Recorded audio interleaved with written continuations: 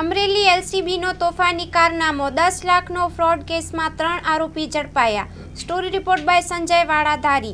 મારું નામ ચૌહાણ વનિતા કાના છે। હું પોરબંદરના માધવપુરની રહેવાસી છું। મારે યારે માંગરોળના બે બાપુ આવ્યા હતા। એને કીધું તમને સાસુ સોનું દેવરાવું અને લાલચમાં નાખીને તમે પૈસાનો મેળ કરો। અમે 7 લાખ લઈ અને ધારી લઈ આવ્યા। અમને ધારી આવ્યા એટલે એ લોકોએ અમને સોનું આપ્યું। અમે ઘરે જઈ અને ચેક કરાવ્યું ને 7 લાખ અમારા લઈ લીધા એને અને ઘરે જઈને ચેક કરાવ્યું તો ખોટું સોનું નીકળ્યું। એટલે અમે સીધા ધારી પોલીસ સ્ટેશને આવ્યા, ફરિયાદ લખાવી અને ત્યાંથી પછી અમે અમરેલી એસપીમાં ગયા।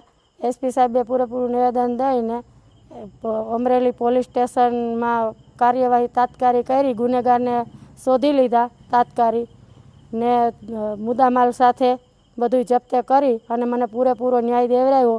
એ બદલ હું અમરેલી પોલીસ, જિલ્લા પોલીસનો અને એસપી સાહેબનો ખૂબ ખૂબ આભાર વ્યક્ત કરું છું। હાલમાં ધારી પોલીસ સ્ટેશન ખાતે એક ફરિયાદીને સસ્તું સોનું ખરીદવાની લાલચ આપી તેમને વિશ્વાસમાં લઈ અને તેમને ખોટું સોનું આપી અને તેમની જોડે 10 લાખની છેતરપિંડી કરવામાં આવેલી હતી।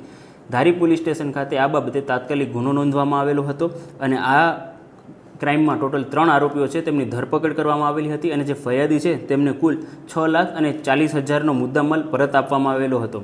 આની સાથે જાહેર જનતાને એ પણ અપીલ છે કે જ્યારે પણ આવા ફ્રોડ કે ન્યુસન્સ આવતા હોય છે ત્યારે આવી લાલચમાં ન આવે અને જો તમને કોઈક પણ આવી લાલચ આપે તો તરત નજીકના પોલીસ સ્ટેશનનો સંપર્ક કરવો।